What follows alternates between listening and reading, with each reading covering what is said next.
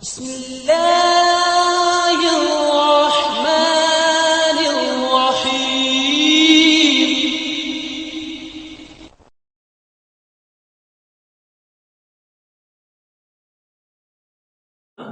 हमें कर लेना चाहिए। अब जिस झांसे से भी करो, हम तो साफ कहते हैं इस्लाम में ऐसा कुछ नहीं है जिसको देखकर आदमी खुद ब खुद इस्लाम में शामिल हो। कोई ना कोई झांसे में आकर या जोर दबाव में या किसी मजबूरी से इस्लाम को इख्तियार करता है, तलवार की नोक पर करता है। हिंदुस्तान का इतिहास गवाह है। तो जो लव जिहाद है वो भी इन कट्टरपंथियों का एक सोच है कि हम किसी लड़की को फंसाकर उससे शादी करें। जब शादी करेंगे, तुम हिंदू क्यों नहीं हो जाते? शादी लड़की ही क्यों मुसलमान हो? लव है ना, प्यार है, मोहब्बत है, तो तुम भी हिंदू हो जाओ, लड़की के धर्म में चले जाओ। क्यों नहीं ऐसा होता? हमेशा जिनकी इस तरह से शादियां हुई हैं, लड़की को ही मुसलमान होना पड़ा। मुसलमान होना चाहिए, मानते हैं, बुरा नहीं है, लेकिन मुसलमान होने के बाद जो उनका हक ना, ये आपके सवाल को मैं टोक रहा हूँ।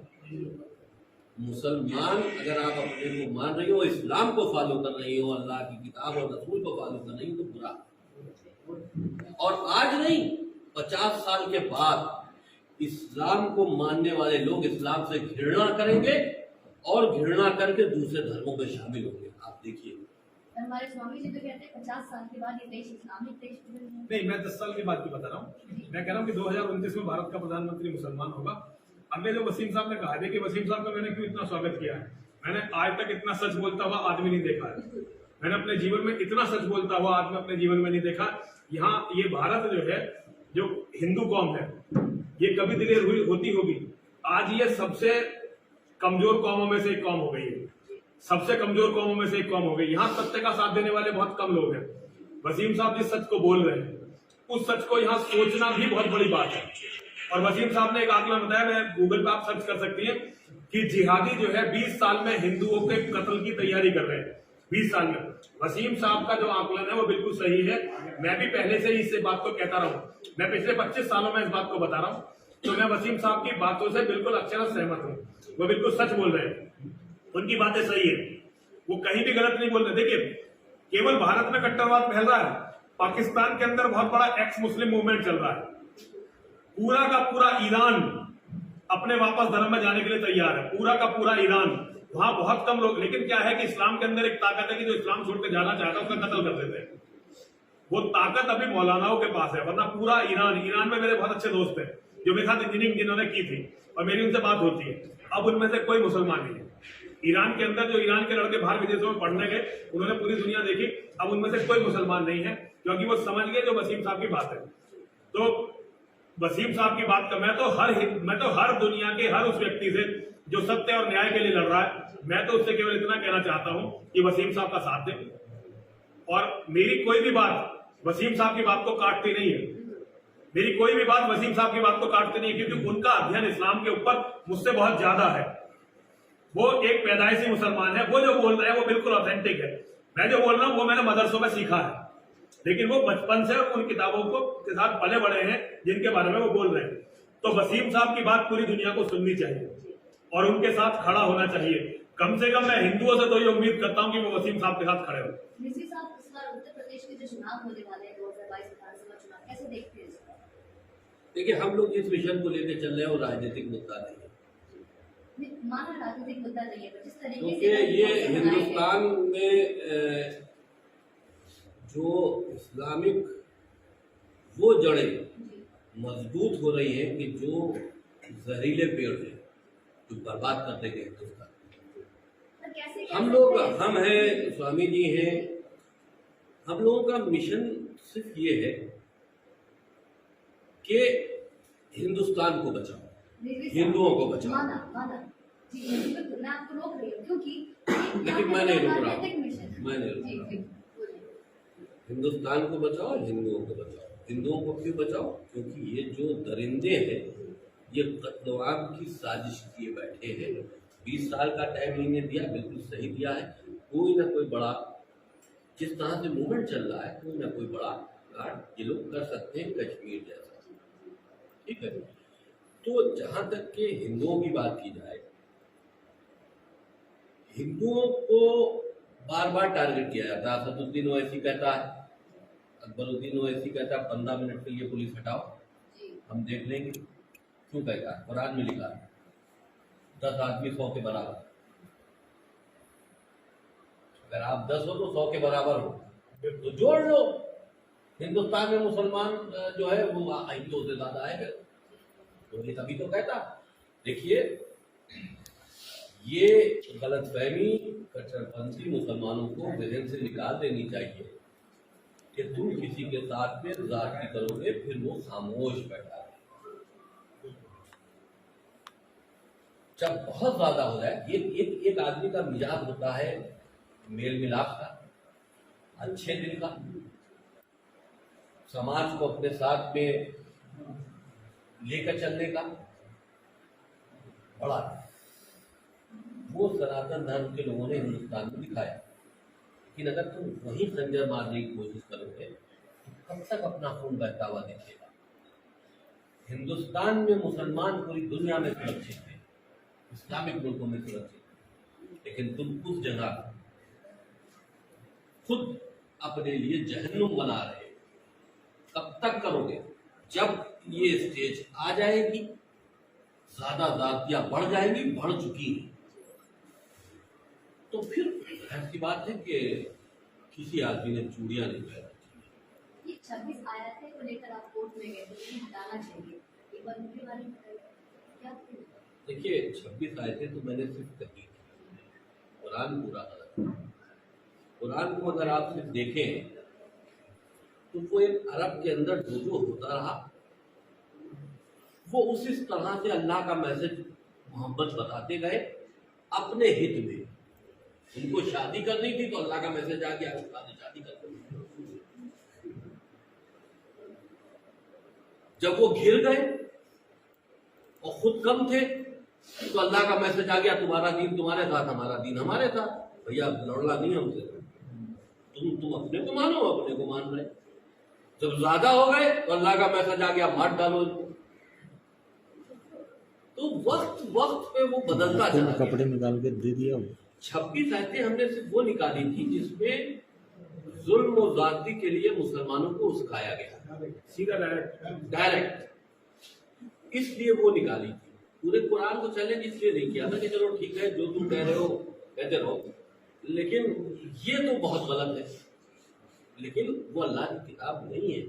अल्लाह का मतलब देखिए, अंग्रेजी में कहा जाए गॉड, गॉड की मीनिंग अगर हम आपसे पूछे तो आप कहेंगे ईश्वर। हमसे पूछे कोई, हम कहेंगे अल्लाह।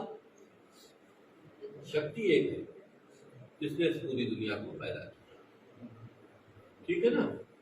अगर उस शक्ति का नाम आपने कुछ भी दिया है, तुमने उसको अल्लाह का नाम दिया और उस शक्ति को अल्लाह का नाम देकर उसको इतना कट्टर, इतना बदनाम कर दिया कि आज दुनिया में तुम्हारा मुंह काला हो रहा। तुम्ही ने तो बदनाम किया कि अल्लाह कह रहा है ऐसा करो, और अल्लाह का नाम किसको दिया? उस शक्ति को जिसने दुनिया बनाई हो।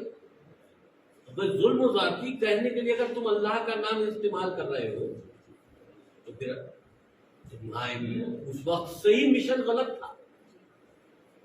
तो कुरान को आप देखिए कि पूरी दुनिया में इस्लामिक राज होना है, किसी गैर मुस्लिम को जीने का अधिकार नहीं है, जीना चाहता है तो उसे जजिया टैक्स देना पड़ेगा, ये तमाम चीजें जो है।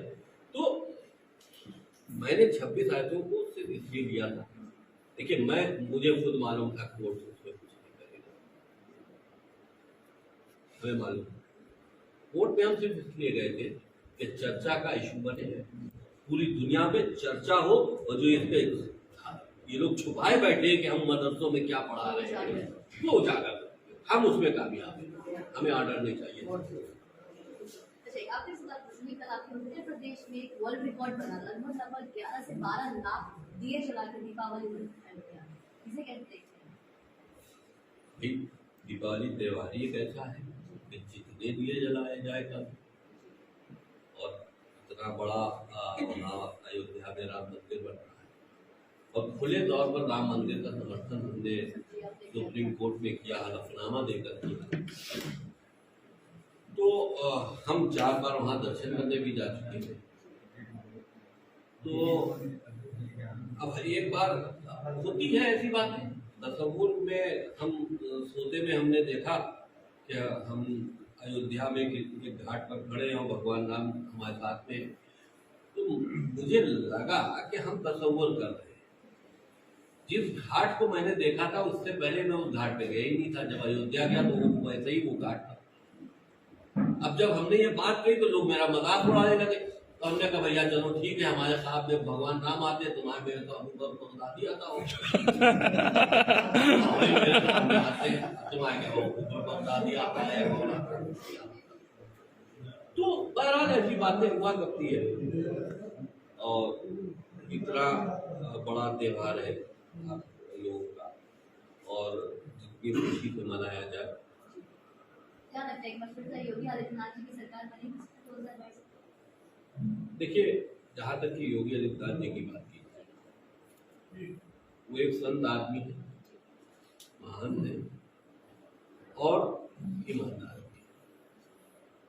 सरकार कैसी चल रही है, अधिकारी क्या कर रहे हैं, उनके मिनिस्टर क्या कर रहे हैं, उस पर मैं कोई सवाल या निशान नहीं करता। लेकिन जाती तौर पर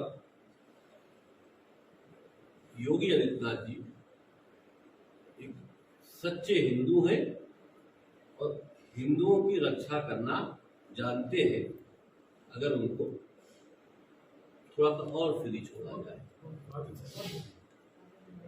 एक बेटा मैं कुछ कहना चाहता हूँ वसीम जी का, तो आवाज कैसे आएगी इस वक्त? लेकिन वसीम भाई ये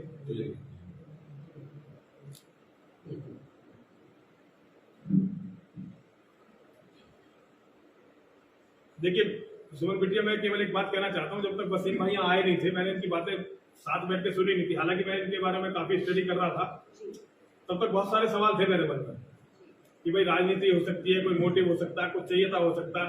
देखो जो बातें इन्होंने कही है, इसकी सजा तो मौत है, और ये आज नहीं तो कल आनी है, और बहुत दर्दनाक मौत होनी। क्योंकि भारत में अभी योगी जी बहुत अच्छे हैं, मैं योगी जी का बहुत सम्मान करता हूँ, और भारत की राजनीति में मैं केवल योगी जी का समर्थन करता हूँ। लेकिन अभी हिंदुओं में इतना दम नहीं है कि वसीम भाई को बचा सके या मुझे बचा सके। हमें भी मारा जाना है, वसीम भाई को भी मारा जाना। वो मारने के लिए हमें भेजते। वसीम भाई ने जो बोल दिया आज, जो आपके यहाँ बोल दिया मोहम्मद के बारे में, इस्लाम के बारे में, कुरान के बारे में जो बोल दिया, ये वाजिबुल कत्ल हो गए। हम भी हैं, तो वसीम भाई की किसी भी बात को एक मिशन के तहत देखा जाना चाहिए, राजनीति के तहत नहीं देखा जाना चाहिए। हिंदुओं की बुद्धि बिल्कुल भ्रष्ट हो गई है, वो हर चीज में राजनीति ढूंढते हैं, क्योंकि उनके दिमाग में गंदगी है। हिंदुओं के दिमाग में केवल राजनीति का कीड़ा है। उन्होंने अपने बाप दादों का सारा नाम खो दिया, अपने सारे मत मंडी तोड़वा दिए, अपनी औरतों की मंडी लगवा दी अपनी कायरता में, और केवल राजनीति ढूंढने में। तो मैं हिंदू समाज से कहना चाहता हूँ, वसीम भाई के किसी भी बात में राजनीति ना ढूंढे। देखिए, हर आदमी जब तक जीवित है उसे खाने के लिए रोटी चाहिए, मुझे पहनने के लिए कपड़ा चाहिए। तो हम लोग क्या काम करते हैं अपने इस मिशन से अलग, वो हमारा अपना काम है। जैसे मैं महामंडलेश्वर नरसिंहानंद गिरी, केवल मेरा सारा जीवन यही थोड़ी है, इसके बाहर भी एक जीवन होगा ना मेरा। हमेशा मैं लड़ता थोड़े रहता हूँ। जब मैं अपने परिवार में होता हूँ, अपने लोगों में होता हूँ, अपने साथियों के साथ होता हूँ, तो मैं जब ऐसे थोड़े होता हूँ वाह वाला, तब तो मैं कुछ अलग होता हूँ ना। तो वसीम भाई जो करते होंगे, उनके बहुत सारे काम भी होंगे, व्यापार भी होंगे, बड़े व्यक्ति हैं वो एक हस्ती है भारत में।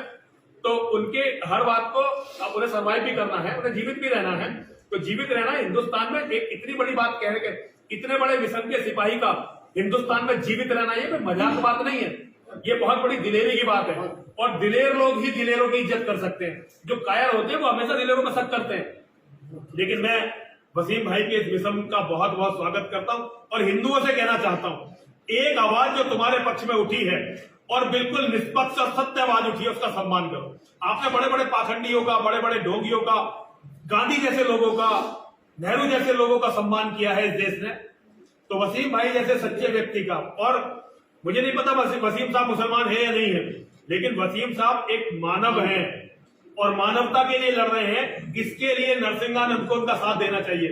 हर चीज में राजनीति ढूंढना, हर चीज के पीछे एक कहानी ढूंढना, हर चीज के पीछे का सस्पेंड ढूंढना, ये हिंदुओं की एक गुलामों की मानसिकता है। वो कभी भी दिलेरों का बाहें खोल कर स्वागत नहीं कर सकते।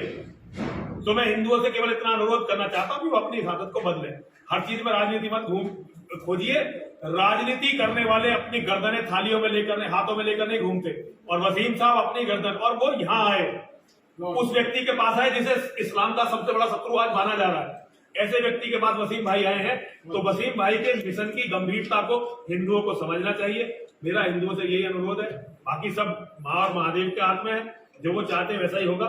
लेकिन मैं वसीम भाई का बहुत बहुत एहतराम करता हूं और मेरा हर तरह का सहयोग पूरे जीवन। हम इतने कमजोर नहीं है कि मित्रता के लिए बढ़े हुए इतने बड़े हाथ का हम अनादर करते हैं। अगर वसीम भाई अपने आप यहाँ आए हैं तो पूरे जीवन में वसीम भाई को कभी हमारी जरूरत पड़ेगी, हम वसीम भाई के साथ होंगे। जयकारे वीर बजरंगी।